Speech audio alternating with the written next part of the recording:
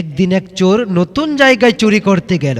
সে ভাবল, আজ অনেক মালামাল নিয়ে যাব, একবারেই ধনী হয়ে যাব।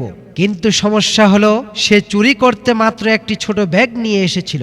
ঘরে ঢুকে চোর দেখে দামি দামি জিনিসে ঘর ভর্তি। সে খুশিতে আত্মহারা হয়ে ভাবল, এই তো আজ আমার ভাগ্য খুলে গেল।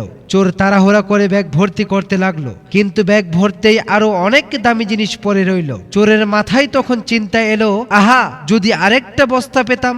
সে বাড়ির ভেতরে বস্তা খুঁজতে লাগলো, আর এদিকে বাড়ির মালিক হঠাৎ এসে দরজায় ঢুকে গেল। চোর তখন তাড়াতাড়ি দরজার পেছনে লুকিয়ে পড়ল। মালিক কিছু বুঝতে পারল না। বাড়ির মালিক রুমে ঢুকে নিজে নিজে বলতে লাগলো, আমার জুতা কোথায়? চোর মনে করলো মালিক তার সাথে মনে হয় কথা বলছে, আর তাড়াহুড়োতে ভুল করে বলে ফেলে, আমি এখানে রেখেছি। মালিক থমকে দাঁড়িয়ে বলল, তুই কে বেটা, আর তুই আমার জুতার কথা কিভাবে জানলি? চোর তখন দরজার পেছন থেকে মাথা বের করে বলল, ভাই, আমি তো শুধু বস্তা খুঁজছিলাম।